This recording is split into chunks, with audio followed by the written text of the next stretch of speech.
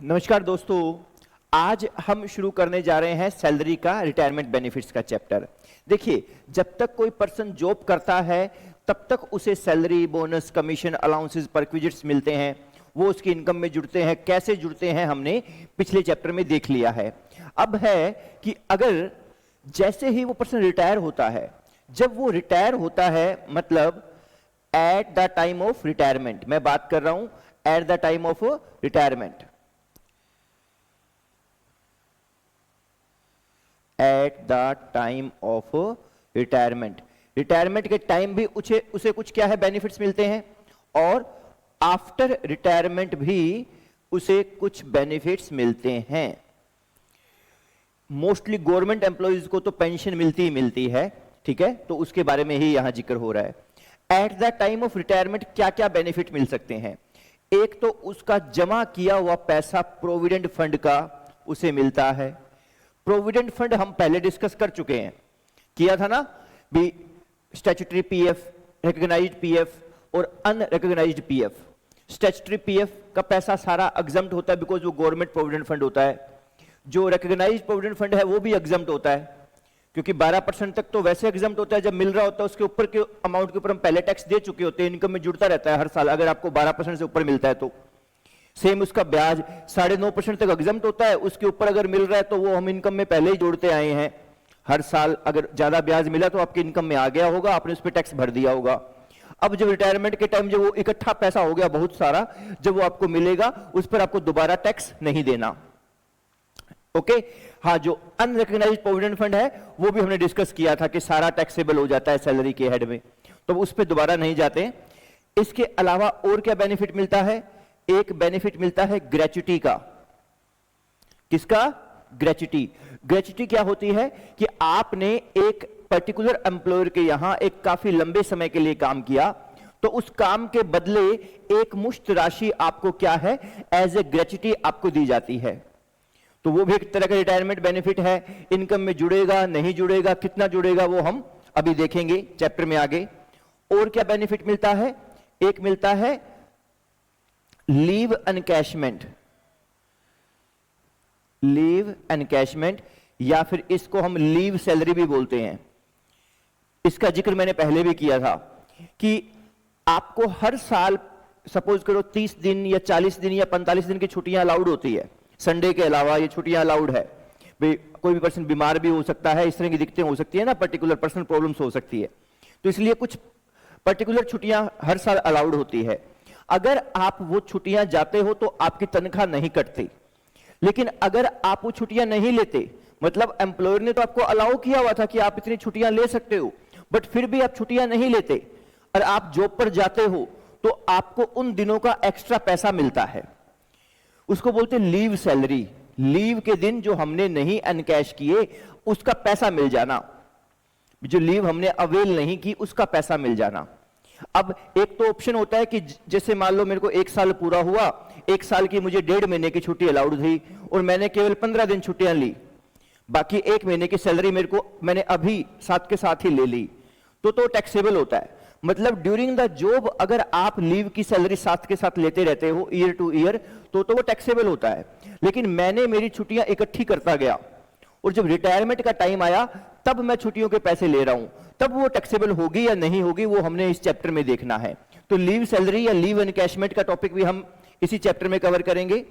और एक होता है voluntary retirement compensation. Voluntary retirement compensation, VRS के कारण जो आपको कंपनसेशन मिलता है। आपकी रिटायरमेंट की डेट से पहले ही आप रिटायर हुए, आपको ऑफर दिया गया एम्प्लॉयर की तरफ से कि आप चाहो तो पहले वीआरएस ले सकते हो, वॉलंटरी रिटायरमेंट स्कीम के तहत आप रिटायर हो सकते हो, तो इसके बदले आपको कुछ कंपनसेशन दिया जाता है, तो वो भी रिटायरमेंट बेनिफिट्स के अंदर ही आएगा। और एक है retrenchment compensation. Retrenchment compensation, retrenchment बोलते हैं छंटनी करने को। भाई आपके एम्प्लॉयर ने आपकी बगैर किसी गलती के आपको जॉब से निकाला, बिकॉज कंपनी में काम कम है, इसका आपकी छंटनी की गई। हाँ, कंपनी ने बोला कि हम तो 10 एम्प्लॉइज को नहीं रख सकते, हमें 10 के 6 ही करने पड़ेंगे, 7 ही करने पड़ेंगे। समझ गए? तो वो है रिट्रेंचमेंट कंपनसेशन। अगर आपको बगैर किसी गलती के निकाला है तो कुछ कंपनसेशन देके आपको भेजा जाएगा। तो जो कंपनसेशन आपको मिला है वो भी एक तरह का रिटायरमेंट बेनिफिट आप उसको कह सकते हो। और रिटायरमेंट जैसे ही आपकी होती है आपको मिलनी शुरू होती है पेंशन। आफ्टर रिटायरमेंट में क्या नाम आ जाएगा? पेंशन। तो पेंशन का प्रोविजन भी हम देखेंगे कि सैलरी की इनकम में आएगा या नहीं आएगा। अगर आप गौर से देखो तो सारे की सारी आइटम्स आपका एम्प्लॉयर अपने एम्प्लॉय को दे रहा है और उसके किए गए काम के बदले ही दे रहा है। कुछ भी फ्री नहीं होता है, आपसे पहले काम ले लिया गया है, उसी का ही पेमेंट आज अलग अलग नामों से आपको मिल रही है। ठीक है, अब हम एक एक बेनिफिट्स के बारे में पढ़ेंगे कि कितना इनकम में जुड़ेगा या नहीं जुड़ेगा, पूरा माफ हो जाएगा या थोड़ा बहुत जुड़ेगा। ठीक है, पहले प्रोविजन से शुरुआत करते हैं। हम पहले करेंगे लीव एनकैशमेंट और लीव सैलरी का टॉपिक। ठीक है, लीव एनकैशमेंट का टॉपिक देखते हैं जी। ये क्या कहता है हमें? देखो, अगर आप छुट्टियों के पैसे साथ के साथ लेते रहते हो, जैसे ही 1 साल खत्म हुआ आपने 1 साल की बची छुट्टियों के पैसे ले लिए, मतलब बिफोर रिटायरमेंट अगर आप छुट्टियों के पैसे लेते हो तो fully taxable for all employees. यहां पर ऑल एम्प्लॉइज का मतलब है चाहे आप गवर्नमेंट एम्प्लॉय हो चाहे आप नॉन गवर्नमेंट एम्प्लॉय हो। अगर आपने रिटायरमेंट का वेट नहीं किया, रिटायरमेंट से पहले ही आप छुट्टियों के पैसे साथ के साथ लेते रहते हो तो बिल्कुल माफ नहीं है, आपकी सैलरी में जुड़ेगा। अगर मैंने इस साल की छुट्टियां, 1 महीने की छुट्टियां बची हुई थी, मान लो मैंने वो अपना पैसा निकलवा लिया, तो भाई मुझे उस पे टैक्स देना पड़ेगा, मेरी इनकम में आएगा, सैलरी की हेड में आएगा। हां, अगर मैं रिटायरमेंट तक का वेट करता हूं और eight the time of retirement, retirement के वक्त छुट्टियों का पैसा लेता हूं, तो क्या केस है? अगर किसी गवर्नमेंट एम्प्लॉय को रिटायरमेंट के टाइम पैसा मिलता है छुट्टियों का तो फुल्ली एग्जम्प्ट है, कोई टैक्स नहीं लगेगा, कोई टैक्स नहीं लगेगा। ठीक है जी, ओके। दूसरा, जो नॉन गवर्नमेंट एम्प्लॉय है, दोबारा रिपीट कर रहा हूं, रिटायरमेंट से पहले चाहे गवर्नमेंट हो चाहे नॉन गवर्नमेंट हो, अगर रिटायरमेंट से पहले पैसा ले लिया तो फुल्ली टैक्सेबल है। रिटायरमेंट के वक्त लिया है तो गवर्नमेंट एम्प्लॉय का पूरा माफ है, नॉन गवर्नमेंट एम्प्लॉय का भी माफ है, लेकिन पूरा माफ नहीं है, पार्टली टैक्सेबल निकलेगा। देखते हैं कैसे आता है। प्रोविजन है least of the following is exempted. नीचे 4 पॉइंट लिखे हुए हैं, इन चारों में से जो भी कम आएगा वो माफ होगा, जो भी कम आएगा वो माफ होगा। पहला है क्रेडिट बैलेंस ऑफ लीव्स। आपकी कितनी छुट्टियां बची पड़ी है, ये हम बात करते हैं इन मंथ में, कितने महीने की छुट्टियां बची पड़ी है साल के एंड में, गुणा में एवरेज सैलरी। एवरेज सैलरी से गुणा कर दो on the basis of last 10 months salary. पिछले जैसे ही आपकी रिटायरमेंट हुई, उस रिटायरमेंट के दिन से जस्ट पिछले 10 महीने, उन 10 महीनों की सैलरी का एवरेज कर लो, 1 महीने की एवरेज निकाल लो, उससे गुना करना है। अब कुछ बच्चे कहेंगे सर एवरेज ही करना है तो लास्ट महीने की सैलरी ले लो। ऐसा नहीं होता भाई, कई बार पिछले 10 महीनों में सैलरी बढ़ी होती है। 5 महीने सैलरी कुछ और थी, अगले 5 महीने सैलरी कुछ और थी, तो 10 महीनों की सैलरी को जोड़ो, डिवाइड बाय 10 कर दो, वो एवरेज आएगी। ठीक है, अब यही क्वेश्चन कि यहां पे सैलरी का मतलब क्या है। सैलरी में जो बहुत कुछ आता है, बेसिक सैलरी, डीए, बहुत सारे अलाउंसेस, बहुत सारी परक्विजिट्स, बहुत कुछ आता है, बोनस, कमीशन। तो यहां पर कौन सी सैलरी से गुना करना है? क्या सारी सैलरी निकाल के उससे गुना करना है, उसका करना है एवरेज? नहीं। ये देखो नीचे सैलरी का मीनिंग दिया हुआ है, नीचे सैलरी का मीनिंग दिया हुआ है। यहां पर basic salary, DA if the terms of employment so provided, मतलब रिटायरमेंट बेनिफिट वाला डीए लेना है, सिंपल डीए है तो नहीं लेना है, और plus fixed commission on sale, sale का फिक्स्ड कमीशन, भाई आप इतनी सेल करोगे आपको इतना कमीशन मिलेगा, वो वाला लेना है। लंबा चौड़ा बेनिफिट वो इसके मीनिंग नहीं है, जो एचआरए के प्रोविजन में हमने मीनिंग किया था वही यहां है। ओके है, कोई प्रॉब्लम किसी को? तो पहला पॉइंट तो क्या है, क्रेडिट बैलेंस ऑफ लीव, कितने महीने की छुट्टियां बची पड़ी है। मान लो आपको 23 साल हो गए जॉब करते हुए, आज रिटायर हुए, तो रिटायरमेंट के टाइम आपकी जब चेक किया गया तो पता लगा कि 23 महीने की ही छुट्टियां बची पड़ी है। हर साल की 1 महीने की छुट्टियां बचा लेते हो, 23 महीने की छुट्टियां बची पड़ी है, तो यहां पर 23 गुना में आपकी एवरेज सैलरी आ जाएगी मंथली। फिर अगला है 10 इंटू में एवरेज सैलरी। जो भी आपकी एवरेज सैलरी है पिछले 10 महीनों के हिसाब से, उसको 10 से गुना कर दो, 10 टाइम्स।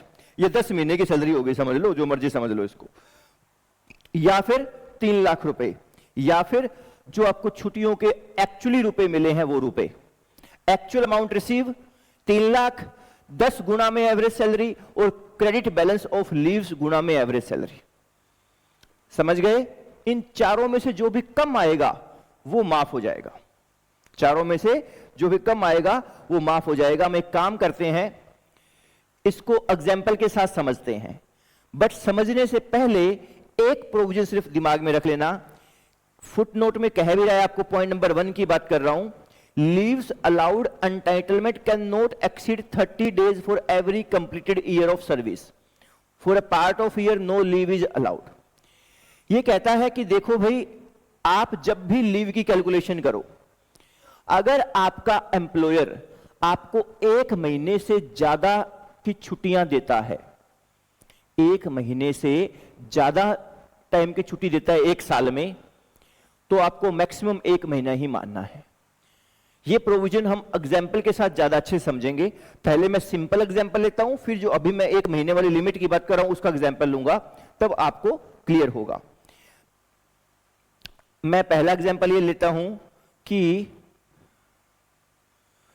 टर्म्स ऑफ सर्विस, आपको 22 साल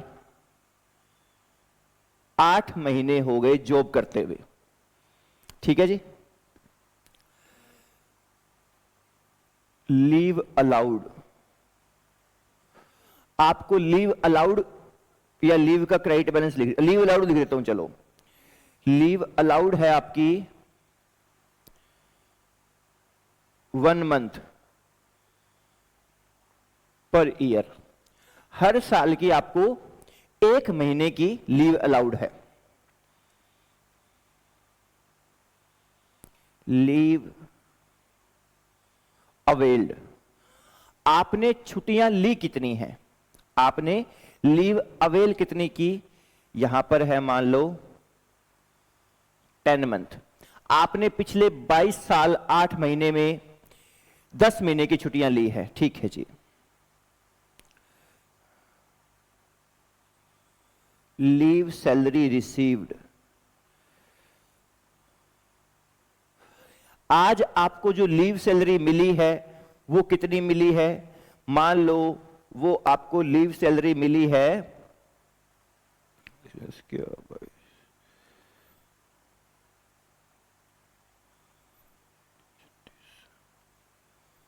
38,000 रुपए, 38,000 रुपीज।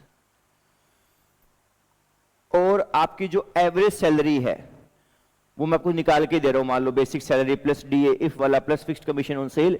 पिछले जब 3 महीनों का हमने, पिछले 10 महीनों का जब हमने एवरेज किया तो वो आया है 3,000 रुपए। आपकी एवरेज सैलरी कितनी है, केवल 3,000 रुपए। छोटा एग्जांपल ले रहे हैं जानबूझ के, ताकि ज्यादा कैलकुलेशन में ना फंसे, प्रोविजन समझ पाए। 22 साल 8 महीने जॉब करने के बाद आप रिटायर हुए हो, आपको हर साल की 1 महीने की छुट्टी अलाउड थी। यहां पर इंपॉर्टेंट यह है कि जब भी ऐसा लिखा हो तो हर कंप्लीटेड ईयर का 1 महीना अलाउड होता है। आपने 22 साल 8 महीने जॉब की है ना, 23वां साल पूरा नहीं हुआ ना, तो ऊपर वाले 8 महीने छोड़ दो, ठीक है, केवल 22 साल समझो। 22 साल के अंदर 1-1 महीने के हिसाब से आपको 22 महीने की छुट्टियां मिली होगी। अवेल्ड आपने ली कितनी है, केवल 10 महीने की। 22 साल में से आपने 10 महीने की छुट्टी ली, कितनी बच गई, 12 महीने की बच गई होगी, वो आपका क्रेडिट बैलेंस है, ठीक है। लीव सैलरी आपको मिली 38,000 रुपए है और एवरेज सैलरी 3,000 रुपए है। समझ गए? तो अब हम हमारा यहां पर सॉल्यूशन शुरू करते हैं। सॉल्यूशन शुरू करें, हमें इसका पहले प्रोविजन यहां पर लिखना पड़ेगा। साफ साफ लिख लेते हैं, credit balance of leaves in months, महीने में लिखना होता है ये, गुना में एवरेज सैलरी। एक तो पॉइंट ये हो गया। दूसरा है 10 गुना में एवरेज सैलरी। एक पॉइंट है एक्चुअल अमाउंट रिसीव और चौथा है 3 लाख रुपए। Least of the following is exempt. इन चारों में से जो भी कम आएगा वो माफ होगा। ठीक है, अब पहले ही पॉइंट में आपको क्या चाहिए, आपको क्रेडिट बैलेंस चाहिए। भी कितने महीने की छुट्टियां बची पड़ी है आपके खाते में, आप पहले लिखोगे यहां पर कि लीव अलाउड। आपको लीव अलाउ कितनी थी, आपको 1 महीने की छुट्टी अलाउड थी हर कंप्लीटेड ईयर की। आपने 22 साल 8 महीने जॉब की है तो 22 साल ही कंप्लीटेड ईयर है ना, तो 22 ईयर गुना में 1 मंथ कर लिया आपने, तो यहां पर आपको 22 मंथ की छुट्टियां अलाउड थी माइनस लीव अवेल्ड। आपने लीव अवेल कितनी की वो इन्होंने हमें क्वेश्चन में बता दी। जो हमने क्वेश्चन बनाया उसमें लीव अवेल्ड कितनी थी जी, ये साफ साफ लिखा हुआ है 10 महीने की छुट्टियां अलाउड थी। 10 महीने की छुट्टियां हमने अवेल कर ली, 10 महीने की छुट्टियां हमने एक्चुअल में ले ली। तो यहां पर आप माइनस कर दो 10 मंथ, 12 महीने आपका क्या आ गया, क्रेडिट बैलेंस ऑफ लीव। ठीक है, अब कर देते हैं हम क्वेश्चन। लो जी, क्रेडिट बैलेंस ऑफ लीव कितना है 12 महीने, गुना में एवरेज सैलरी कितनी है, जो हमने यहां क्वेश्चन बनाया है उसमें एवरेज सैलरी कितनी है 3000 रुपए है। सैलरी लीव सैलरी मिली कितनी है 38,000 मिली है, याद रखना। तो 12 महीने गुना में 3000, ये आपका हो गया 36,000। दूसरा क्या है जी 10 गुना में एवरेज सैलरी 3000, ये आपका हो गया 30,000। तीसरा क्या है एक्चुअल अमाउंट रिसीव, यहां साफ साफ लिखा है 38,000 रुपए आपको एक्चुअल में अमाउंट मिली है, तो तीसरी रकम हो गई आपकी 38,000। चौथी 3 लाख रुपए फिक्स है ही। इन चारों में से जो भी कम आए वो एग्जम्प्ट है। Least of the following is exempt. 36,000, 30,000 और 38,000 इन और 3 लाख, इन चारों में से कम क्या है 30,000 सबसे कम है। आपको लीव सैलरी मिली कितनी है 38,000 मिली है। आपको छुट्टियों के पैसे 38,000 मिले हैं और माफ कितने हैं 30,000 मिले, 38,000 माफ 30,000। Leave salary received 38,000 minus exempt हमने निकाल ली 30,000, तो बाकी 8,000 आपकी सैलरी की इनकम में जुड़ेगा। जिस साल आपको ये लीव सैलरी मिली है ना जो रिटायरमेंट के टाइम, उस साल की भी तो इनकम निकालोगे, तो उस साल की इनकम में 8,000 रुपए इनकम में जोड़ लेना। ये टैक्सेबल इनकम है आपकी। समझ गए हो, कोई प्रॉब्लम किसी को? ठीक है जी। इसके बाद एक एग्जांपल लेते हैं हम दूसरा। अच्छा, एक पॉइंट पढ़ लेते हैं भैया नीचे फुट नोट। सेकेंड है कि where the leave encashment is received by the employee from more than one employer in the same previous year, the specified limit in the given clause C, ये C clause है ना, 3 लाख की बात हो रहा है, would apply to the aggregate of leave encashment received from one or more employer। ये क्या है दरअसल समझना इस बात को। जैसे हमने ये अभी एग्जाम्पल लिया, ठीक है, इस एग्जाम्पल में 22 साल जॉब करने के बाद एक जॉब से रिटायर हो गया और उसकी लीव सैलरी माफ कितनी हो गई 30,000, 30,000 उसकी माफ हो गई। अब अज्यूम करो इसके बाद वो नई जॉब ज्वाइन कर लेता है। हमने देखा है बहुत सारे जो आर्मी के पर्सन होते हैं जब वो रिटायर हो जाते हैं उसके बाद कोई नई जॉब ज्वाइन कर लेते हैं, देखते हैं ना कई बारी।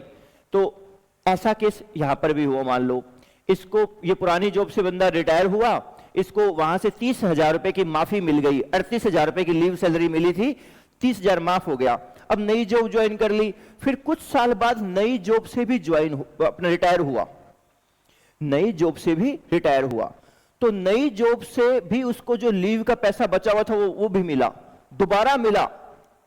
अब जब दोबारा मिला, आप दोबारा ये 4 पॉइंट लगाओगे, least of the following is exempt. तीसरा पॉइंट 3 लाख है ना, बाकी सारे पॉइंट तो सेम लगाओगे, बाकी सारे पॉइंट सेम, लेकिन तीसरे पॉइंट 3 लाख में 3 लाख नहीं लिखोगे, पहले 30,000 रुपए माफ हो चुके हैं ना, 3 लाख माइनस 30,000, आप 2,70,000 रुपए लिखोगे।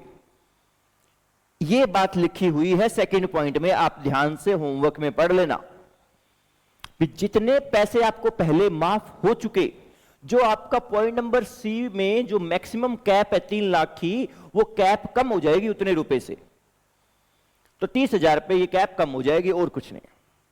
समझ गए? ओके, बिकॉज मैक्सिमम कैप है, सरकार कहती है कि 3 लाख से ऊपर तो कभी माफ नहीं होगा, least of the following is exempt है, और इन चारों में 3 लाख रुपए फिक्स कर दिए, तो 3 लाख से तो ऊपर कभी माफ होगा ही नहीं। तो आप 30,000 तो पहले माफ करवा चुके हो, तो फिर 270 होगी आपकी मैक्सिमम कैप। ओके, डन है? ठीक है। अगला है leave encashment paid to legal heirs is not taxable. Person मान लो रिटायर हो गया, सो रिटायरमेंट के बाद उसकी रिटायरमेंट के टाइम उसकी डेथ हो गई, मान लो रिटायरमेंट से जस्ट पहले वो उसकी डेथ हो गई, उसकी छुट्टियों का पैसा उसके लीगल हायर को मिला, वो सैलरी हेड में टैक्सेबल नहीं होगा। अब हम आते हैं हमारी नोट्स में दी हुई इलस्ट्रेशन को करने के लिए। अब मैं एक प्रोविजन दोबारा बताता हूं।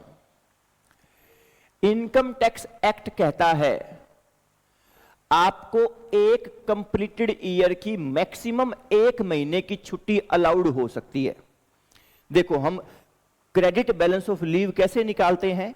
हम क्या करते हैं, हम लिखते हैं लीव अलाउड, जितनी लीव अलाउड है, जितनी भी अलाउड है उसमें से लेस कर देते हो आप लीव अवेल्ड, जितनी ली है वो लेस कर दो, ठीक है। जो बचता है वो क्या होता है? क्रेडिट बैलेंस होता है ना, ऐसे होता है। तो इनकम टैक्स एक्ट कहता है जब आप ये क्रेडिट बैलेंस निकालो ना, तो लीव अलाउड 1 साल की 1 महीना ही मैक्सिमम हो सकती है, 30 दिन ही हो सकते हैं। अगर आपका एम्प्लॉयर ज्यादा देता है, आपका एम्प्लॉयर तो दयावान हो सकता है, वो कहता है भाई 1 साल जॉब करते हो ना, तो 1 साल में आप 1.5 महीने की छुट्टी ले सकते हो, 2 महीने की छुट्टी ले सकते हो, कि आपका एम्प्लॉयर जितना मर्जी अलाउ करता हो। लेकिन जब आपने क्रेडिट बैलेंस निकालना है, उसमें लीव अलाउड एक कंप्लीटेड ईयर की 1 महीना ही लेनी है। इस प्रोविजन को ध्यान में रखते हुए आपने ये क्वेश्चन पढ़ना है। मिस मंजिल है, एम्प्लॉई है आर लिमिटेड की, रिसीव हुई है 36,000 रुपए इनको leave salary eight the time of retirement. मैं जो फिगर्स मुझे यहां दी जा रही है मैं उसको यहां पर लिख लेता हूं। रिटायरमेंट के टाइम लीव सैलरी रिसीव कितनी हुई? लीव सैलरी रिसीव्ड 36,000 रुपए की लीव सैलरी रिसीव हुई है, ठीक है जी, 36,000 रुपए रिसीव हुई है। On the basis of following information determine the amount of taxable leave salary. हमें टैक्सेबल लीव सैलरी निकालनी है। बेसिक पे 3,000 पर मंथ है फ्रॉम लास्ट 2 ईयर। आपको बेसिक सैलरी दे रखी है, पिछले 2 सालों से 3 जारी चल रही है। हमें इसमें पिछले 10 महीनों की एवरेज करनी होती है ना। पिछले 2 साल से सैलरी चेंज ही नहीं हुई, 3 जारी आ रही है। अगर मैं पिछले 10 महीनों की सैलरी का एवरेज करना चाहूं तो मेरी तो पिछले 10 महीनों की सैलरी ऐसे करके 3 जारी है, 10 महीनों की सैलरी जोड़ूंगा कितना आएगा? 30,000 आएगा, और 30,000 डिवाइड बाय जब 10 करूंगा तो 3 जारी आएगा, चेंज हो ही नहीं सकता, बिकॉज सैलरी में कोई चेंज है ही नहीं पिछले 10 महीनों में, तो एवरेज सेम आएगा। एवरेज सेम आएगा तो मुझे ये सारा काम करके देखने की जरूरत नहीं है। हां, पिछले 10 महीनों में अगर सैलरी चेंज हुई होती थोड़ी बहुत, पता चला अभी लास्ट के 5 महीनों में सैलरी तो 3500 रुपए थी, उससे पहले 3,000 थी, फिर जब आप एवरेज करोगे तो क्या है? फर्क आएगा। बट यहां तो नहीं आएगा, तो मैं यहां पर एवरेज सैलरी साफ साफ लिख ही देता हूं। बेसिक सैलरी दी हुई है, डीए वगैरह क्वेश्चन में नहीं दिया हुआ, ना तो कोई डीए इफ वाला है, ना ही कोई फिक्स्ड कमीशन ऑन सेल है, इस क्वेश्चन में कहीं नहीं है। तो मैंने बेसिक सैलरी को ही एवरेज सैलरी मान लिया 3,000 को, पिछले 2 साल से सेम चल रही है। Duration of service 22 years and 8 months. 22 साल 8 महीने जॉब की है, जो मैंने अभी एग्जांपल लिया था वो भी इसी हिसाब से लिया था, ताकि आपको सेम सेम फिगर्स लगे, ज्यादा फिगर्स पे दिमाग ना लगाना पड़े। तो इसकी ड्यूरेशन ऑफ सर्विस क्या है?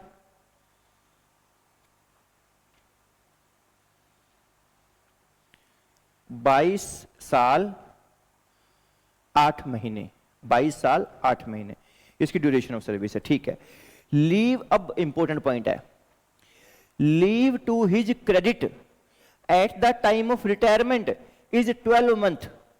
जब उसकी रिटायरमेंट हुई उसके खाते में 12 महीने की छुट्टियों का बैलेंस पड़ा था, लेकिन on the basis of 45 days entitlement of leave for each completed year of service. ये 12 महीने का बैलेंस कैसे पड़ा था? उसको हर एक साल की 45 दिन की छुट्टियां अलाउड होती थी। 45 दिन का मतलब होता है 1.5 महीना। 1.5 महीना होता है ना, एक महीने में 30 दिन हम एवरेज लेते हैं, 30 दिन प्लस 15 दिन, 15 दिन का आधा महीना और हो गया, तो इसको 1.5 महीने की छुट्टियां अलाउड थी एक साल की। एक साल की 1.5 महीने की छुट्टियां अलाउड थी, उस हिसाब से इसके 12 महीने की छुट्टियां बची पड़ी है। और हमने कैसे करना है, एक साल की 1 महीने से ऊपर छुट्टियां अलाउड नहीं करनी। तो देखो, पहले जो इसका क्रेडिट बैलेंस निकला है उसको देखते हैं कैसे निकला है।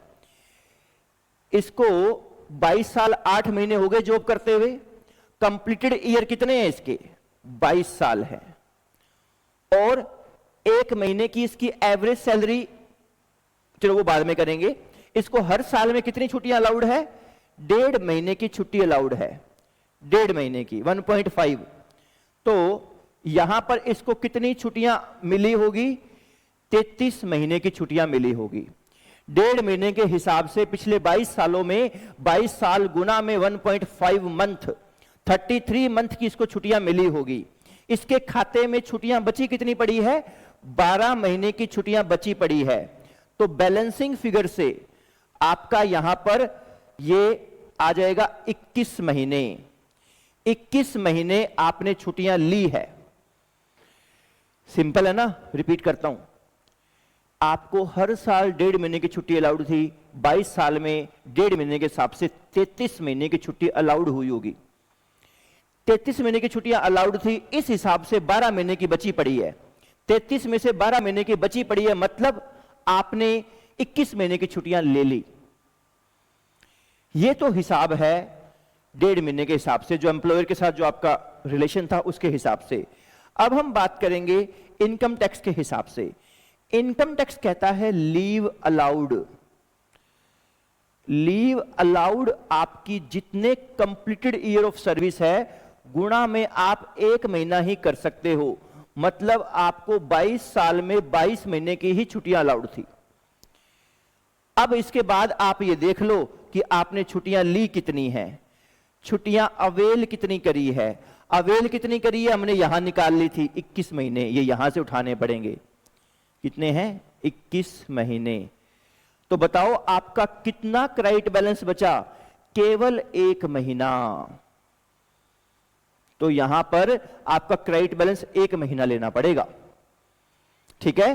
तो आप जो यहां पर अपनी फिगर्स लिख रहे हो क्वेश्चन की, यहां पर आपका क्रेडिट बैलेंस कितना है?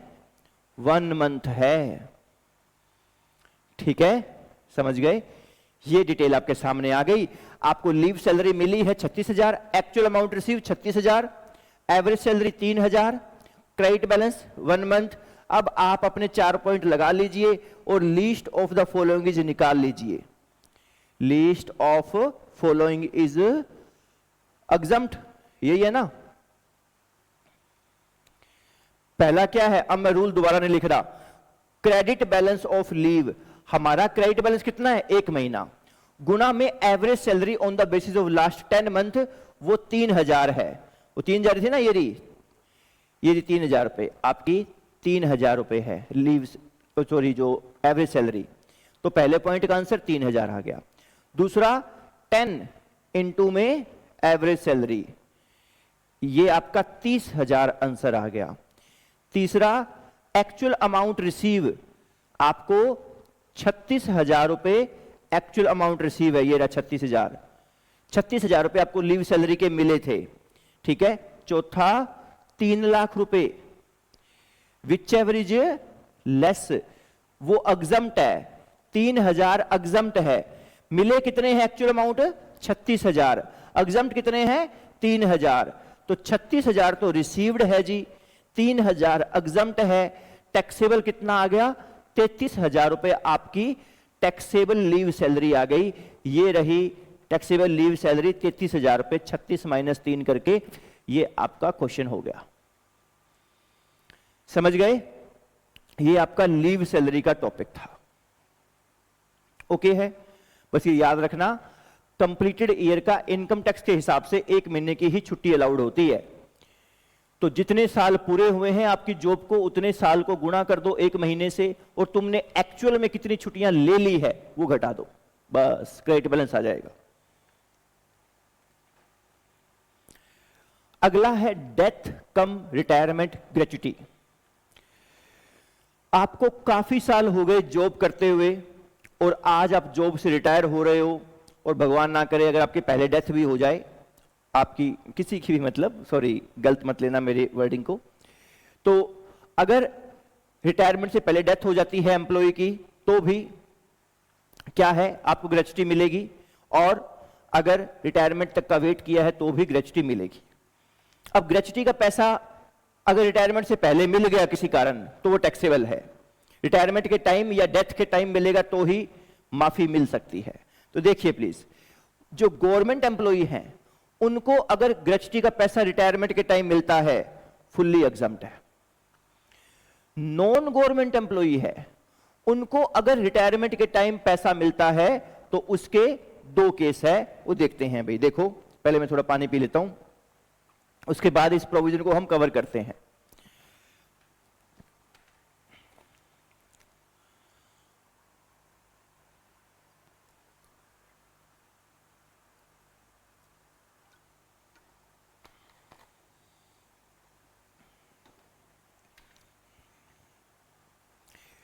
जिस कंपनी में आप जॉब कर रहे हो, डिपेंड करता है कि उस कंपनी या उस संस्था के ऊपर पेमेंट ऑफ ग्रेच्युटी एक्ट 1972 लगता है या नहीं लगता। अगर उनके ऊपर एक्ट लगता है और फिर आपको ग्रेच्युटी दी जाती है तो कैलकुलेशन अलग तरीके से होगी। अगर एक्ट नहीं लगता और फिर ग्रेच्युटी दी जाती है तो कैलकुलेशन अलग तरीके से होगी। तो अगर मैं इसको एक सिंपल चार्ट के हिसाब से आपको बताना चाहूं,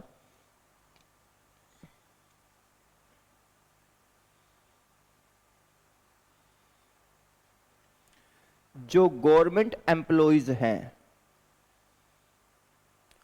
उनकी तो हमने कर दी फुल्ली एग्जम्प्ट। जो नॉन गवर्नमेंट एम्प्लॉई हैं उनको हमने 2 हिस्सों में बांट दिया। एक तो ग्रेच्युटी एक्ट अप्लाइज और एक नोट अप्लाइड। ठीक है, अप्लाइड होता है या नहीं होता। अप्लाइड होता है तो least of the following is exempt, और अगर नहीं अप्लाई होता तो भी ऐसा ही रूल है, least of the following is exempt. 3 point है, फर्स्ट, सेकंड एंड थर्ड। ऐसे ही यहां फर्स्ट, सेकंड एंड थर्ड। ठीक है, देखो पहला है employees covered under gratuity act, list of the following is exempt. इसमें क्या, year of service into 15/26 into last month drawn salary. यहां पर हो गया year of service into 15/26 into में लास्ट मंथ सैलरी। फिर है इसके बाद में एक्चुअल अमाउंट रिसीव, और फिर है 20 लाख रुपए। ठीक है, इधर क्या है? इधर है completed year of service, completed year of service into में 15/30 इनटू में एवरेज सैलरी, और ये सेम है एक्चुअल अमाउंट और 20 लाख, एक्चुअल अमाउंट और 20 लाख। यहां आप नोट्स में भी पढ़ लो, देखो year of service, actual amount 20 lakh, और इसके अंदर क्या है? बी पॉइंट देखो, 4 employees not covered under gratuity, completed year of service into 15/30 into average salary. Average salary वही 10 महीने का एवरेज, नीचे वाली फिगर सेम है, एक्चुअल अमाउंट रिसीव और 20 लाख। अब ये जो हम इनटू में लास्ट मंथ ड्रॉन सैलरी किया, देखो फर्क संभालो, फर्क संभालो दोनों में, क्या फर्क है? पहले पॉइंट में फर्क आया, जब ग्रेच्युटी एक्ट अप्लाई होता है तो ईयर ऑफ सर्विस नहीं होता, तो कंप्लीटेड ईयर ऑफ सर्विस। यहां मतलब क्या है? अगर सिर्फ ईयर ऑफ सर्विस लिखा है, फिर आया मान लो 22 साल 8 महीने, तो आपने राउंड ऑफ का रूल लगाना है 23 महीने, 23 साल कर देना है उसको। 6 महीने या उससे ज्यादा का समय बीत गया हो तो उसको अगले साल में जोड़ दो। अगर 6 महीने से कम का समय बीता हो तो 1 साल मत जोड़ो। जैसे 22 साल 4 महीने हैं तो 22 साल ही रहेगा, 22 साल 6 महीने तो 23 साल हो जाएगा, 22 साल 7 8 9 10 11 12 महीने तो वो फिर भी 23 साल हो जाएगा। 6 महीने या उससे ज्यादा हो तो 1 साल जोड़ दो, 6 महीने से कम हो तो छोड़ दो। ठीक है, समझ गए? ये ऐसा इसलिए किया बिकॉज सिर्फ ईयर ऑफ सर्विस लिखा था। नीचे वाले पॉइंट में employees not covered under gratuity act में साफ साफ लिखा है कंप्लीटेड ईयर ऑफ सर्विस। मतलब अगर 22 साल 11 महीने भी हो गए तो क्या 23वां साल पूरा हो गया? क्या नहीं हुआ ना, तो फिर नहीं जुड़ेगा, केवल 22 साल ही रहेगा। भले ही 22 साल 11 महीने 29 दिन हो गए हूं, 23वां साल पूरा नहीं हुआ ना तो नहीं जुड़ेगा, फिर 22 साल ही रहेगा। अगर स्पेसिफिकली मेंशन्ड है कि कंप्लीटेड ईयर ऑफ सर्विस तो फिर कंप्लीटेड ईयर ही लेना है। अगर नहीं मेंशन्ड तो राउंड ऑफ का रूल लगा देना है।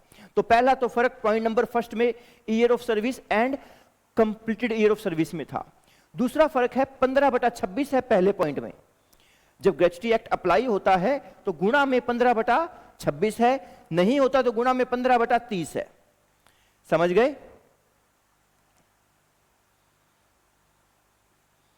दूसरा फर्क है 15/26 और 15/30। ये क्या है? दरअसल ये किया गया है हाफ मंथ।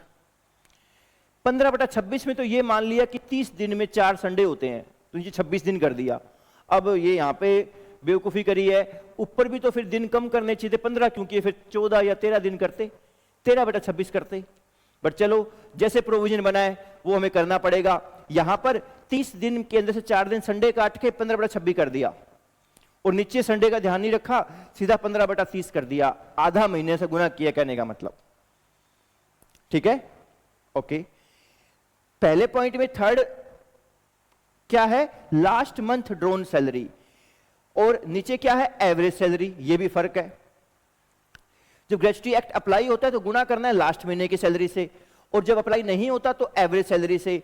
बट क्वेश्चन है सैलरी में क्या आएगा? वही सेम क्वेश्चन अगेन कि सैलरी में तो बहुत सी चीजें होती है, basic salary, bonus, commission, DA, वीए, बहुत सारे अलाउंसेस, परक्विजिट्स, बहुत कुछ होता है।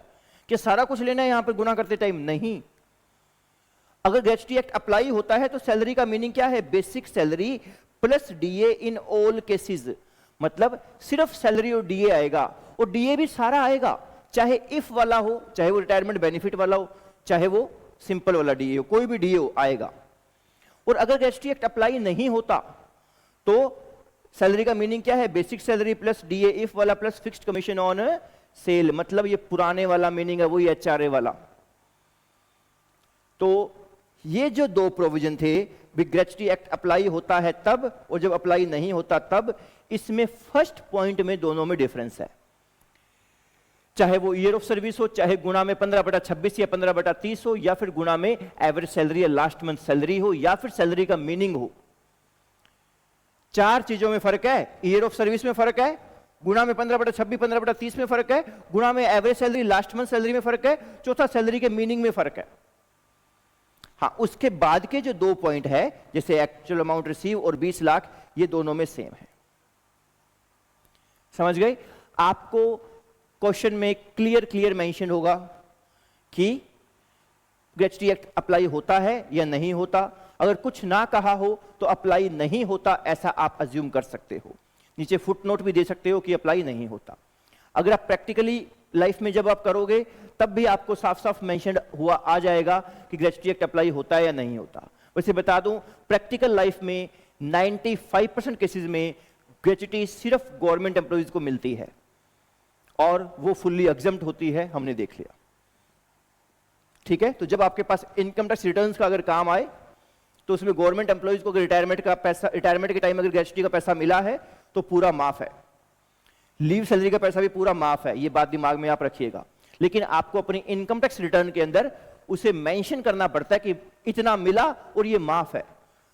भी आपने डिस्क्लोज कर दिया कि मिला था जी, इस रूल में माफ है, ताकि जब आपके बैंक अकाउंट में पैसा आया होगा, बैंक इंफॉर्मेशन भेजता है इनकम टैक्स डिपार्टमेंट के पास, तो वहां खबर जाएगी इतना पैसा बैंक में आया, आपने रिटर्न में उसे दिखाया ही नहीं, ये सोच के माफ है, दिखाने की क्या जरूरत है।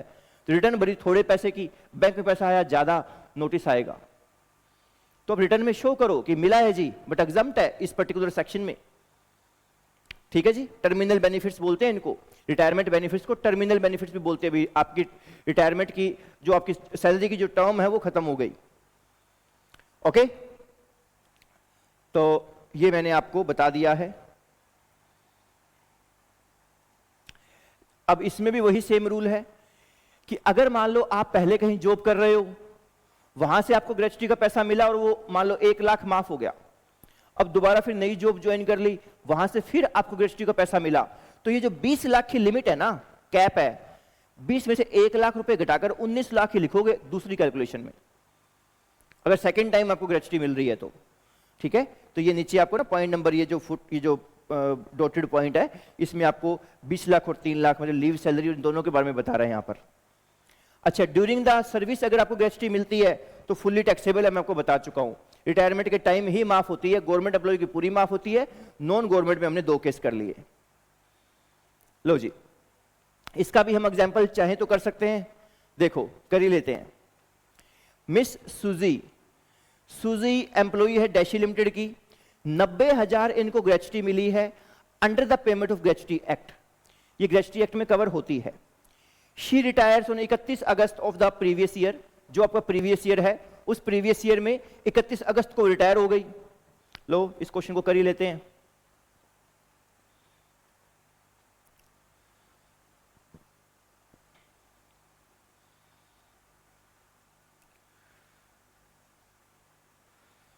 ग्रेच्युटी रिसीव्ड, आपको मिली है ग्रेच्युटी 90,000 रुपए। ठीक है जी, payment of gratuity act apply होता है, याद रखना, मतलब 15/26 वाला फॉर्मूला लगाना है हमने। 31 अगस्त को रिटायर हुई, 32 साल 4 महीने जॉब करके, ड्यूरेशन 32 साल 4 महीने। ठीक है, ईयर ऑफ सर्विस वाला फॉर्मूला लगेगा, राउंड ऑफ का रूल लगेगा यहां पर, because payment of gratuity act अगर अप्लाई होता है तो राउंड ऑफ का फॉर्मूला लगेगा। ठीक है, लास्ट महीने की सैलरी कितनी है? 3250, लास्ट सैलरी 3250। ठीक है, समझ गए? अब हम हमारा फॉर्मूला लगाते हैं।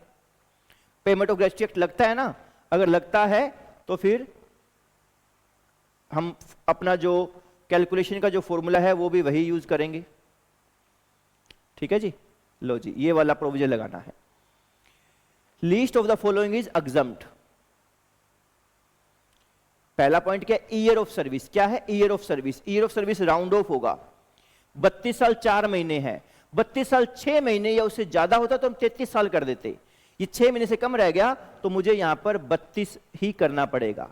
गुना में 15/26, लो जी 15/26 गुना में कितना है? लास्ट मंथ ड्रॉन सैलरी कितनी है? 3250। एक तो ये आ गया, दूसरा है एक्चुअल अमाउंट रिसीव। क्या है एक्चुअल अमाउंट रिसीव? कितनी है? 90,000। तीसरा क्या है? 20 लाख रुपए। 20 लाख। जो भी इनमें से कम आएगा वो क्या हो जाएगा, एग्जम्प्ट हो जाएगा। तो ये मैं कैलकुलेशन यहां पर कर लेता हूं। लो जी, 32 गुना में 15 गुना में 3250 डिवाइड बाय 26, ये आपका आ गया 60,000 रुपए। कितना आया, 60,000। Least of the following is exempt. 60,000, 90,000, 20 lakh. Least क्या है, 60,000, ये एग्जम्प्ट है। रिसीव कितना हुआ है, 90,000। ग्रेच्युटी मिली 90,000, माफ है 60,000। 90 में से 60,000 गए, 30,000 आपकी टैक्सेबल होगी। तो आपका यहां पर टैक्सेबल ग्रेच्युटी कितनी आ गई, 30,000 आ गई। कैसे आई, 90,000 में से 60,000 रुपए घटा दिए आपने। समझ आ गया, ठीक है। अब ये फोर्थ इलस्ट्रेशन है, ये आपका होमवर्क है, ये आपने खुद करनी है। इसमें दोनों पॉइंट बता दिए कि ग्रेच्युटी एक्ट अप्लाई होगा तो क्या करोगे, नहीं होगा तो क्या करोगे, ठीक है। ये आपने खुद करना है भाई। अगला टॉपिक है रिट्रेंचमेंट कंपनसेशन का। अगर आपकी छंटनी हुई है, छंटनी मतलब कंपनी को एम्प्लॉय की जरूरत नहीं है, काम कम है कंपनी का, या मार्केट में ही मंदी है और एम्प्लॉयज को निकालना पड़ा है। एम्प्लॉयज कहते हैं हमारी क्या गलती है जी, हमारी तो कोई गलती नहीं है, आप बेवजह हमें निकाल रहे हो तो हमें कंपनसेशन देना पड़ेगा, बिल्कुल देना पड़ेगा।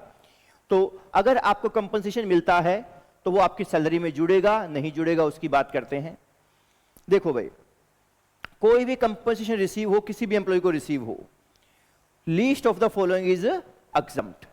3 पॉइंट है। पहला है ईयर ऑफ सर्विस। यहां पर फिर से कंप्लीटेड ईयर ऑफ सर्विस नहीं लिखा तो राउंड ऑफ करना है।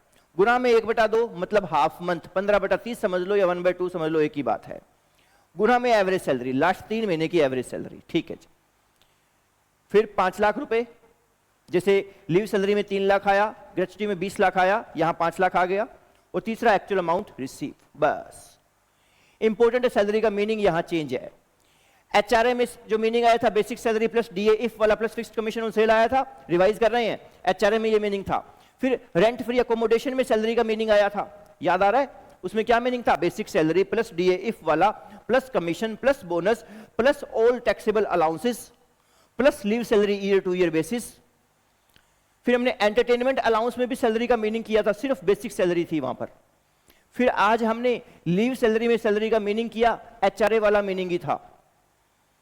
फिर ग्रेच्युटी में 2 मीनिंग किए, एक में तो जब ग्रेच्युटी एक्ट लगता है तब तो basic salary plus DA in all cases, और जब ग्रेच्युटी एक्ट नहीं लगता तो एचआरए वाला मीनिंग ही था। अब रिट्रेंचमेंट कंपनसेशन में मीनिंग क्या है, basic salary plus all monetary receipts, perquisites छोड़ देना, जो पैसा रिसीव हुआ वो सारा यहां आ जाएगा, ठीक है। बोनस को छोड़ के, एक्सक्लूडिंग बोनस, कमीशन आएगा, बोनस नहीं आएगा, ठीक है। तो यहां पर आपको year of service will be rounded off लिखा हुआ है, बिल्कुल हमें पता है, जब कंप्लीट ईयर ना लिखा हो तो हम राउंड ऑफ ही करते हैं। अच्छा, यहां पे रिट्रेंचमेंट का मतलब बता रहा है कि रिट्रेंचमेंट का मतलब क्या है, बिजनेस बंद हो गया और सभी को निकाल दिया, वो भी रिट्रेंचमेंट है। देखो 10 में से 4 लोगों को निकाला, वो तो छंटनी है ही है। एम्प्लॉइज कम करना तो छंटनी है ही है, लेकिन बिजनेस बंद होने पर सभी को निकाल देना, वो भी रिट्रेंचमेंट के मीनिंग में आएगा, for the purpose of income tax calculations. Okay. दूसरा, मान लो आपकी जॉब है, आपकी सैलरी है महीने की 1 लाख रुपए और आपको अच्छा घर दे रखा है, रहने के लिए सुविधाएं दे रखी है।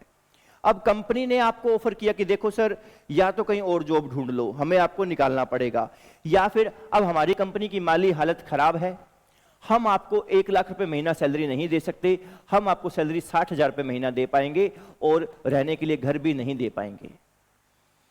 आपकी जो टर्म्स ऑफ सर्विसेज थी वो डाउन कर दी गई। तो अब आपने कहा देखो जी, आप अगर ऐसा कर रहे हो तो मुझे कुछ तो कंपनसेशन दो। तो कंपनी ने कहा ठीक है जी, आप इसके बदले में 2 लाख रुपए हमसे वैसे ले लो, इन फ्यूचर आपकी सैलरी फिर इतनी रहेगी। आपने वो 2 लाख रुपए एक्सेप्ट कर लिए, वो भी एक तरह की रिट्रेंचमेंट कंपनसेशन है, वो एक तरह की रिट्रेंचमेंट है। आपका जो लिविंग स्टैंडर्ड है, जो आपकी अर्निंग है, सॉरी, जो आपकी अर्निंग है वो डाउन कर दी गई, ठीक है, समझ गए हो? ओके। या यूं भी होता है कई बारी कि कंपनी ने कहा कि हम आपको दूसरी कंपनी में ट्रांसफर कर रहे हैं, हमारी ही रिलेटिव की कंपनी है, और दूसरी कंपनी में जो आपकी टर्म्स ऑफ सर्विस है वो डाउन है, तो वो भी रिट्रेंचमेंट है। आपको जॉब नहीं ढूंढनी पड़ी, जॉब आपके एम्प्लॉयर ने ही दूसरे के यहां रखवा दी आपको, लेकिन टर्म्स डाउन है, तो वो भी रिट्रेंचमेंट है एक तरह की। अगर उसका पैसा मिलता है तो वो भी आपके लिए क्या है, इसी प्रोविजन में इसी हिसाब से टैक्सेबल होगा। लो जी, अगला है कंपनसेशन ऑन वॉलंटरी रिटायरमेंट। अगर आपने वीआरएस ली है और उसके पैसे मिलते हैं, अब मान लो ये जो हमारे एक स्टूडेंट है, इनका एग्जांपल लेते हैं, ठीक है, इसका नाम है अमन। हाँ भाई, अमन क्लास लगा रहा है ना, अमन की बात हो रही है। अब अमन क्या है, ये बेचारा बुजुर्ग हो चुका है, ठीक है, इसको ढंग से काम वाम तो आता नहीं है। काम इन द सेंस ये पुराने टाइम में इसने मैनुअल काम करा हुआ, आजकल कंप्यूटर आ गए हैं। और इमेजिन हाइपोथेटिकली अज्यूम करो कि ये बेचारा बुजुर्ग हो चुका है। बुजुर्ग मतलब इसकी 45-50 साल की एज है, वो एज आ गई है जब ये बदलाव नहीं चाहता है। ये कहते हैं कंप्यूटर मेरे से नहीं चलते। अब एक्सपीरियंस्ड बंदा है, अब कंपनी के मालिक की इतनी हिम्मत है नहीं कि इसको वैसे निकाल दे कि भाई तू जा, तेरी जरूरत नहीं है, इतने साल काम किया है तो कुछ तो आंख की भी शर्म होती है, इज्जत तो होती है बंदे की। तो अब एम्प्लॉयर इसका बड़ा ही कश्मकश में कि इसको निकालूं कैसे मैं। तो उसने ट्रिक लगाई कि सर आप क्या करोगे और काम करके, आप चाहो तो वॉलंटरी रिटायरमेंट ले लो, पहले ही रिटायरमेंट ले लो, आराम से बच्चों के साथ रहो, अपने पोते पोती खिलाओ, जल्दी जाओगे तो हम आपको उसका कंपनसेशन भी देंगे। कि मन में तो एम्प्लॉयर सोच रहा है जाए यार, ये जाएगा तो नए लड़के रखूंगा, उनको काम दूंगा।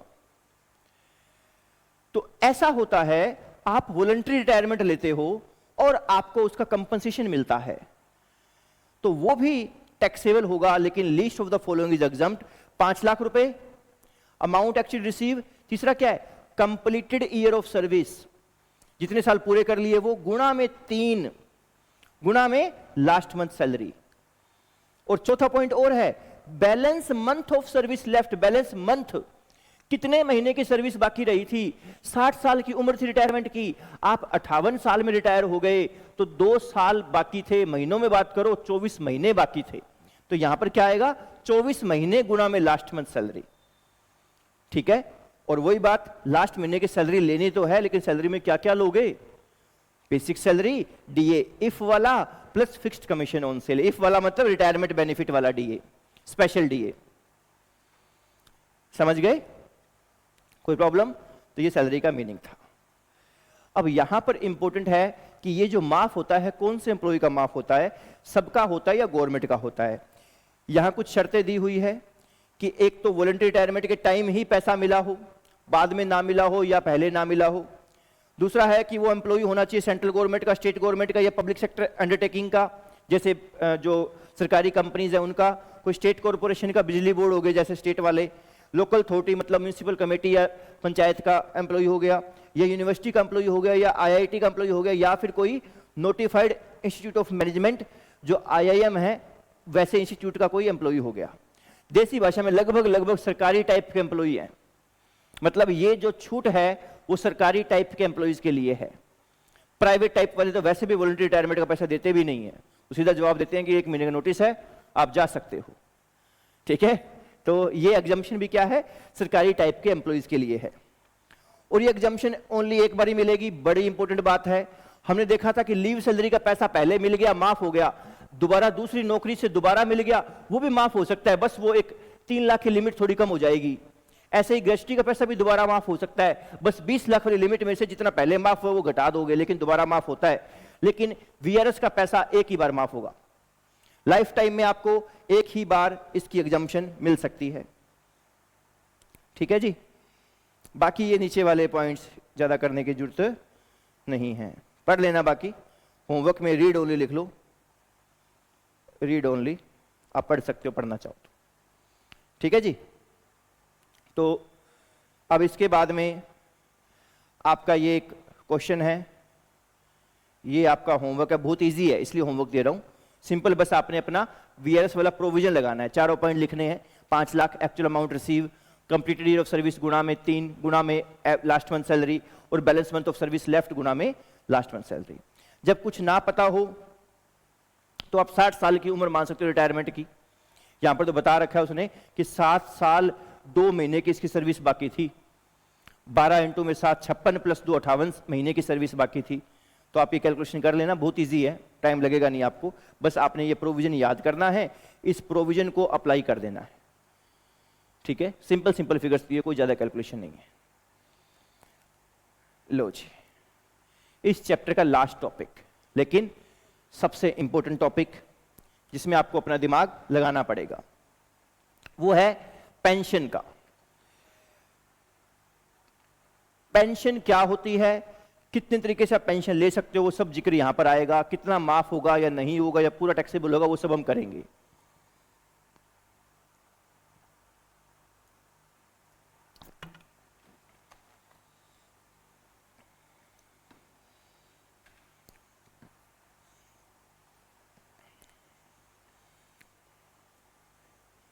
देखो जी,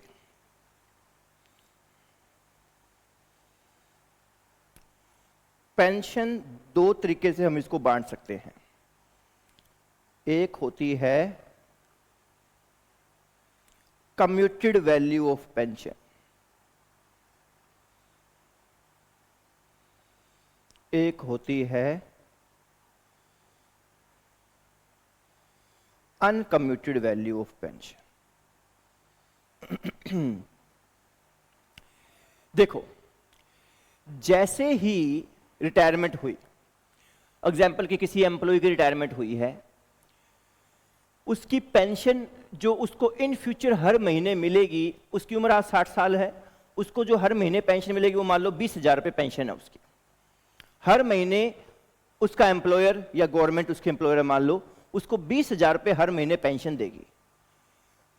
ठीक है, जब तक वो एक्सपायर नहीं होता तब तक उसको पेंशन मिलेगी। एक्सपायर होने के बाद भी उसकी वाइफ को आधी पेंशन मिलती है गवर्नमेंट वाले एम्प्लॉयज के केस में। अब एम्प्लॉय ने सोचा कि यार अभी रिटायरमेंट के बाद मुझे ना बहुत सारा पैसा चाहिए, मैं कोई अपना नया काम शुरू करूंगा, अपनी दुकान खोलूंगा या अपने किसी बच्चे को कोई काम करवा के दूंगा, तो मुझे इकट्ठे पैसे ज्यादा चाहिए। तो उसने अपने बॉस को बोला, एम्प्लॉयर को बोला कि सर फ्यूचर में मिलने वाली मेरी पेंशन को मुझे आज ही दे दो। आप मुझे हर महीने फ्यूचर में, काफी लंबे अरसे तक एक एवरेज लाइफ अंदाजा लगाया जाता है, भाई 80 साल है 85 साल है, उस एवरेज लाइफ के हिसाब से कि हाँ भाई आप मुझे आने वाले 20-25 साल तक आप मुझे हर महीने 20,000 दोगे, तो आप मुझे फ्यूचर में मिलने वाला पैसा आज ही दे दो। जो उसमें जो ब्याज का फैक्टर होता है वो काट के आज की वैल्यू बना ली जाएगी और वो पेमेंट आज ही आपको दे दी जाएगी। अगर आप ऐसा करते हो, इसको बोलते हैं कि आपने अपनी पेंशन कम्यूट करवा ली। समझ गए, आपने अपनी पेंशन कम्यूट करवा ली, ये माना जाएगा। तो ये होता है कम्यूटेड वैल्यू ऑफ पेंशन। अच्छा, जरूरी नहीं है कि फ्यूचर में मिलने वाले सारे 20,000 रुपए ही छोड़ दो। आप ये भी कह सकते हो कि सर मुझे फ्यूचर में केवल 10,000 पर मंथ ही देना, जो बाकी 10,000 है वो आज ही दे दो, ब्याज काट के। ब्याज का फैक्टर होता है ना कि एक तो आपको आगे हर महीने 10-10 हजार दे गवर्नमेंट, लंबे टाइम तक धीरे धीरे दे, एक आप आज ही सारे मांग रहे हो तो ब्याज काट के पैसा मिलेगा। डिस्काउंटेड वैल्यू बोलते हैं उसको, रियल में डिस्काउंटेड वैल्यू। ठीक है, समझ गए। तो जरूरी नहीं है कि आप पूरी पेंशन कम्यूट कराओ, आप हाफ करवा सकते हो, 70% करवा सकते हो, आपकी इच्छा के अनुसार करवा सकते हो। तो एक तो कम्यूटेड हो गई, और अगर आप ऐसा नहीं करवाते, आप हर महीने पैसे लेते हो, तो वो अनकम्यूटेड हो गई। ठीक है, अनकम्यूटेड पेंशन चाहे आप गवर्नमेंट एम्प्लॉई हो चाहे आप नॉन गवर्नमेंट एम्प्लॉई हो, सबके लिए टैक्सेबल है। Commuted value of pension government employee के लिए फुल्ली एग्जम्प्ट है, नॉन गवर्नमेंट के लिए हमें इसको स्टडी करना है, कुछ एग्जम्प्ट होगी कुछ टैक्सेबल होगी। ठीक है, चलिए प्रोविजन पर आते हैं। देखो, uncommuted pension fully taxable for all employees, commuted value of pension all government employees के लिए फुल्ली एग्जम्प्ट है। जो नॉन गवर्नमेंट एम्प्लॉई है इसमें 2 केस है। पहला केस है if gratuity has also been received with along with CVP. CVP का मतलब है commuted value of pension, short form में बोला है कि अगर आपको ग्रेच्युटी भी मिली है और आपको कम्यूटेड वैल्यू ऑफ पेंशन भी मिल रही है, तो full commuted value of pension का 1/3 माफ होगा। Full commuted value of pension का 1/3 माफ होगा। अगर ग्रेच्युटी रिसीव नहीं हुई तो full commuted value of pension का 1/2 माफ होगा। ठीक है, एग्जाम्पल करते हैं, फिर समझ में आएगा ये फुल कम्यूटेड ऑफ पेंशन क्या है, कम्यूटेड वैल्यू ऑफ पेंशन क्या है। देखो जी, ये मिस गिरजा है, ये रिटायर हुई थी 31/10/2018, पुराने टाइम में रिटायर हो चुकी है, आज रिटायर नहीं हुई, पुराने टाइम में रिटायर हो चुकी है। इसको पेंशन मिलती थी 2000 पर month up to October month of previous year. आपका प्रीवियस ईयर जो है, मान लो, अब इसमें एग्जांपल लेते हैं, एग्जांपल के हिसाब से करेंगे। आपका प्रीवियस ईयर है 2019-20, मान लो 20-21 भी हो सकता है, जब भी आप वीडियो देख रहे हैं उस हिसाब से आप इसको सोच लीजिएगा।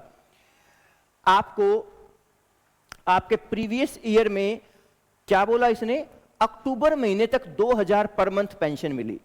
मैं यहां पर लिखता हूं, अगर 19-20 है तो अप्रैल 19 से आपका साल शुरू हुआ, अप्रैल, मई, जून, जुलाई, अगस्त, सितंबर, अक्टूबर, नवंबर, दिसंबर, जनवरी, फरवरी, मार्च।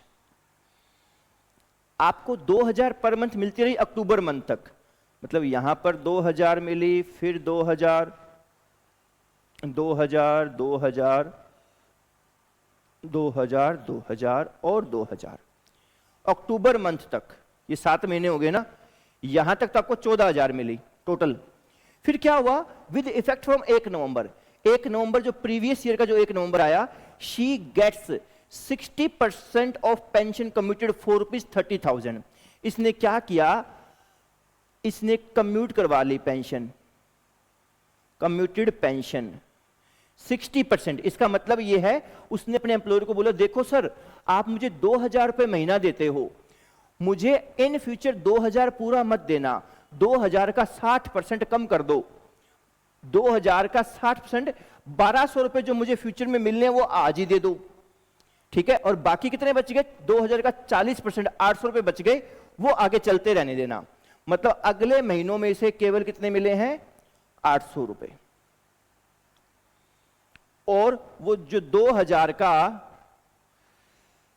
60% जो उसने 1200 रुपए छोड़ दिया, उसके बदले इसको आज कितना मिला, 30,000 ही है ना, कितना था, 30,000 ही है, 30,000 मिला है। क्या ये फुल सीवीपी है, फुल सीवीपी तो नहीं है, 60% ही है। अगर ये पूरा कम्यूट करवा लेते तो कितना मिलता, बड़ा सिंपल है, 30,000 बटा में 60% कर दो, 30,000 बटा में 60% कर दो, समझ गए ना।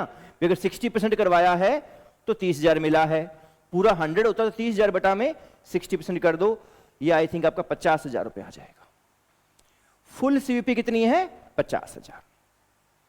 ओके, तो देखो भाई, मैंने आपको क्या बताया है, अनकम्यूटेड वैल्यू ऑफ पेंशन तो पूरी टैक्सेबल है, 14,000 तो ये फुल टैक्सेबल, और ये 800 गुणा में 5 महीने 4,000 ये भी फुल टैक्सेबल।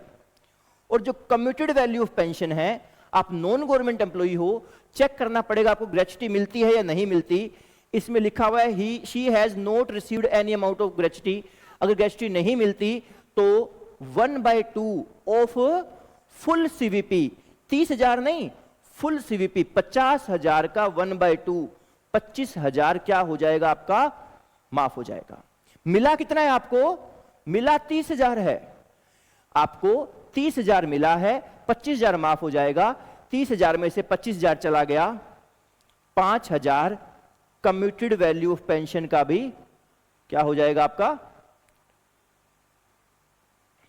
टैक्सेबल हो जाएगा। तो 14,000 तो एक टैक्सेबल हो गया, 4,000 एक हो गया, और 5,000 एक हो गया। 14,000 प्लस 4,000 प्लस 5,000, 23,000 रुपए आपके इनकम में जुड़ेंगे, ग्रेच्युटी के नाम के, सॉरी पेंशन के नाम के। ओके जी, ये कुछ छोटे छोटे पॉइंट है, ये भी देख लो। सैलरी और pension received by UNO employees, UNO employees के अलाउंसेस भी माफ थे, सैलरी पेंशन भी माफ है, फुल्ली एग्जम्प्ट है। अगर एन्युटी मिलती है एम्प्लॉयर से वो फुली टैक्सेबल होती है, जिसे पेंशन मिलती है अनकमिटेड वैसे एन्युटी भी मिलती है, वो भी फुली टैक्सेबल होती है। पेंशन ऑफ गैलेंट्री अवार्डी, देखो जिसको वीरता पुरस्कार मिला हो, वीर चक्र, महावीर चक्र, ऐसे कोई चक्र मिले हो, और वो व्यक्ति अगर कोई पेंशन रिसीव करता है तो वो भी उसकी क्या है, फुल्ली एग्जम्प्ट है, वो भी उसकी फुल्ली एग्जम्प्ट है। अगला है payment under keyman insurance policy, इसको समझते हैं, ये लास्ट टॉपिक है, फिर हमारा सैलरी का चैप्टर खत्म हो जाएगा। ध्यान से देखना भाई,